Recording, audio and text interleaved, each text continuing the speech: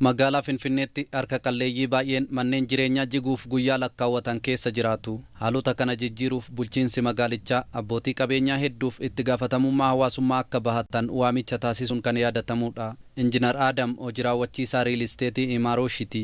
አርክቴክቸራል ውበቱ ለከተማው ውበት የሚጨምር ሆኖ መሰራት ስላለበት waggoottan darban manneen jireenyaa hedduu jiraattota harka qalleeyyiif ijaaruu himanii kunis boqonnaa sammuutiif daran barbaachisaa ta'uu eeru. ማህበራዊ ኃላፊነታችንን መወጣት አለብን የሚል ራዕይ ይዘን ቤቶችን ከማደስ ወይም የዳዳ ቤቶች ከመስራቶች ራሳችን ካዮ itti gaafatamummaa hawaasummaa bahuu jedhu qabannee manneen ijaaruu hiyyeeyyiidhaaf immoo waamicha mootummaa fudhannee birmachuufiitti jirra. Kun nuuf gammachuu guddaadha. Gaafa rakkataan gammadu nutis nu gammachiisa. Kanaa ol hojjechuufis kaka'umsa nu ta'ee jira.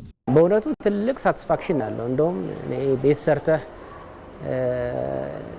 ቤት መግዛት ለሚችል ሰው dhugaatti miira gaarii qaba. Inumaayyuu mana hojjettee nama bitachuu danda'utti gurguruu caala nama homaa hin qabneef mana isaa haaromsitee fi yoo kennituuf daran nama gammachiisa. Akka dhaabbata keenyaatti yoo harka qalleeyyiin gammadan itti gaafatamummaa hawaasummaa sirnaan bahannee jirra miira jedhutu nutti dhaga'ama. Adde Yoobdaar manni isaanii ijaaramee fi haalli jiruu dura keessa turan fooyya'utti gammadoo ta'uu dubbatu. ይሄ ቤት የቀበሌ ነበረ።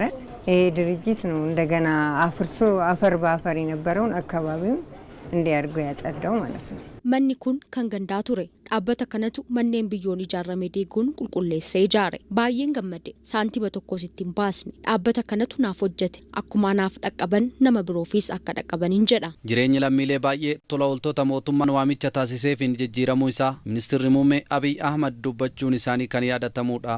ባለፉት ጥቂት ዓመታት በዚህ መሰል ተግባር ከአዲስ አበባ ውስጥ በብዙ መልካም ዜጎች ትብብር waggoota muraasa darban hojiileen kana fakkaatan tumsa lammiilee tola ooltotaatiin manni jireenyaa hedduun jijjiirameera. Namoonni jireenya mishaa jiraachuu eegalanii jiru.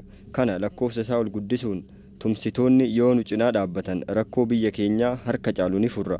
Kun hojii eebbifamaa waan ta'eef wal gargaarree tokkummaan harka wal qabannee harka qalleeyyiif haa tumsinu. Hojii tola ooltummaatiin jireenya lammiilee jijjiiruun aadeeffatamuu akka qabus ni dhaamama.